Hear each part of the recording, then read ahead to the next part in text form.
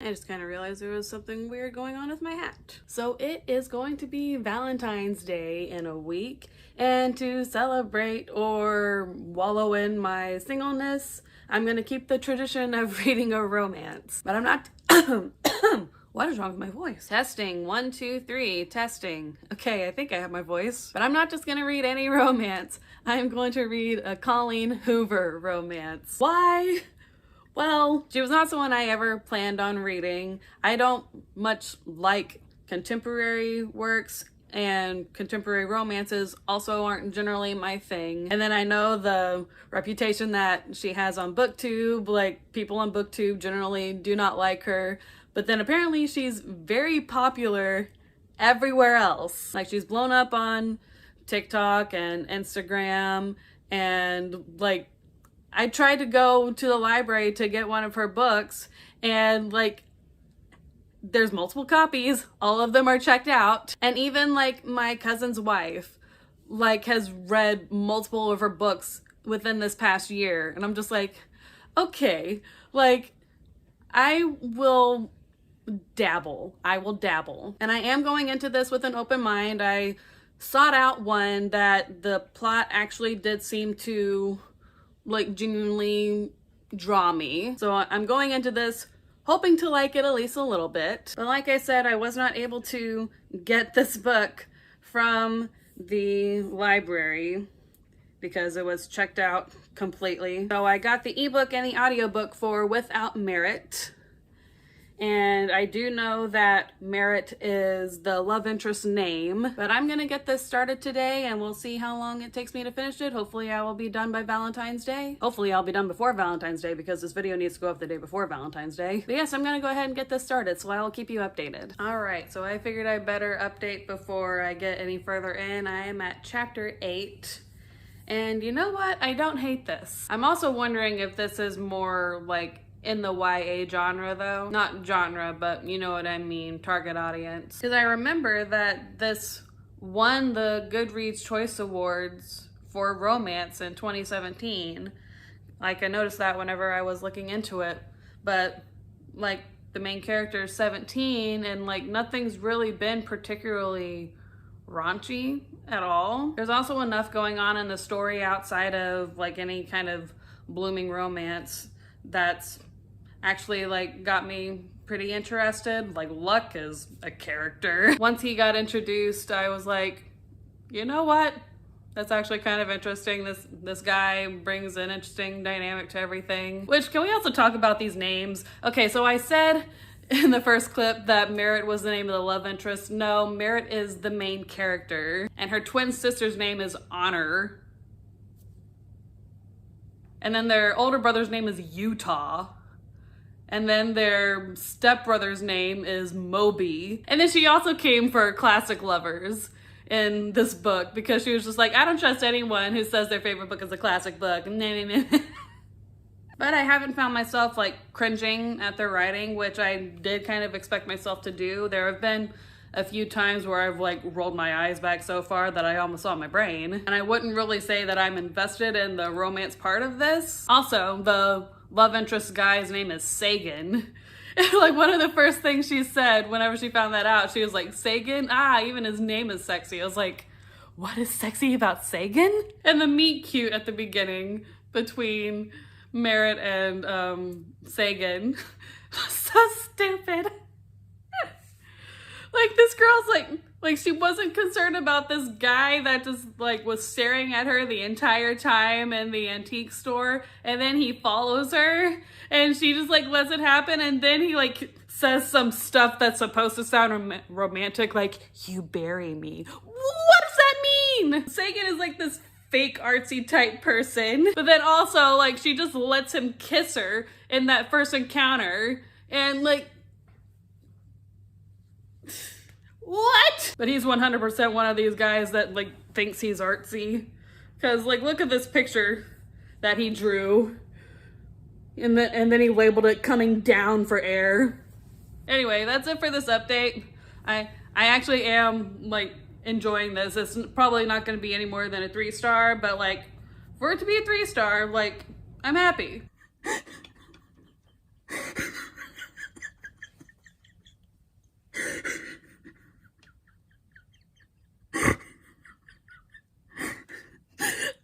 like a horrible person for laughing.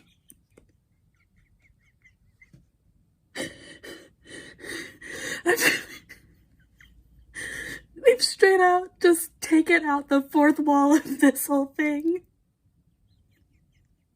It turned into such an afternoon special. After school special, not afternoon special. What am I saying? Also, I just have to ask, because there was like a romantic scene that happened earlier that like would have been such a turn off if that had been me in this situation. And I just have to know, is it normal? Like, okay, like I might be showing like a little bit of a lack of experience here, but like, is it really normal whenever you're making out with someone to say your mouth is amazing? I don't know about anybody else, but that would have been an instant turn off for me. Oh, hold on a second. I need to grab a really floppy book. I'll move this. Of course it would be at the bottom of the stack. Need this for a visual representation. All right, so I finished Without Merit. And I gotta say, I definitely didn't hate it. Did not hate it. I read it in 2 days.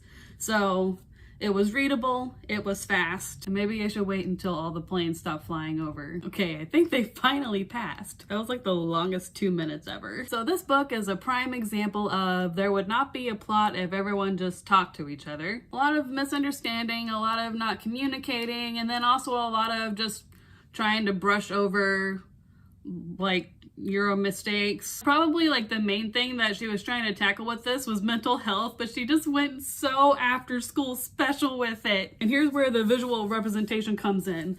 Luck might as well have just jumped his head out of the book and said, Merit's right, a lot of people with depression don't realize that they have it. That's what it felt like. It felt like he literally just like came out of the story. It was just like, hey, do you have depression? That kind of and like, I'm sorry, like, I just don't think it did it well. And then like it brought up the Syrian refugee crisis, like not really as anything except to be like, hey, like this is a thing. And then like the big reveal of the book, like actually kind of came like halfway through, and like the falling action was just like the second half. And then like the 16th chapter, I was reading the 16th chapter and I was just like, is this not the last chapter of the book? Because it really felt like it. But no, there were 2 chapters after that. I was just like, that's really unnecessary. I do also think that Merit was a victim of neglect, and that wasn't really addressed. It was supposed to be about like her perspective of things and how like she just missed a lot because she wasn't paying attention, because she was really like depressed and like retreating more and more within herself. There were definite signs of neglect, because really like her dad wasn't checking on her. Like he didn't know that she wasn't going to school, or if he did, he didn't do anything about it. And I guess the whole twist regarding their dad and their mom and his new wife and like the secret behind their relationship was, it felt very weird. It didn't quite make sense to me as to why they had to keep it a secret. Like, why not just like, again, like just freaking talk? And then there did end up being some things that made me cringe. Like, I didn't care about the romance. I really didn't. The family drama was interesting, but still like could have been resolved if anybody just said anything to each other. And with Colleen Hoover's reputation with her romances, I was surprised that the romance in this wasn't really all that toxic. Like, I still didn't really care about it, but it wasn't toxic. It was just stupid as heck. Like the whole "you bury me" thing, even though there's supposedly like an explanation behind it, and like it's the translation from Arabic or something, it's the closest thing that English has to it, it's no. And then the whole like without merit and then the with merit thing, ugh, that's a spoiler, but okay, here's like a spoiler, I guess. Merit decides to let Sagan give her a tattoo and just says like, give me whatever you want to do, I don't care what it is. And so, like, he gives it to her, tells her not to look at it for a couple of days. And let me preface this with the letter that she wrote and like had signed it without merit. And I guess I should preface that more by saying that was her letter that she wrote right before she was going to unalive herself. So that's why she signed the letter without merit. And then several chapters later, whenever Sagan gives Merritt a tattoo, he made the tattoo say with merit. That really doesn't make sense to put that tattoo on her. Like, I don't know. It was weird. It was weird. And like, it feels weird to like talk about this because like these are heavy topics, and like I do think that what she felt in this story was valid because like really like someone should have been checking on her, and like that is a sad reality that like probably a lot of people face, that they don't get checked on and like need to be checked on. Which is why this book still gets a 3 from me, because like there were good elements about it, but there really were some cringe-inducing scenes, mostly the romantic scenes, and then just the whole would anyone just talk. But like I said, it took me 2 days, so like I really didn't hate this. It might not even be my last Colleen Hoover. But I think that is it for this vlog, so I will see you next time.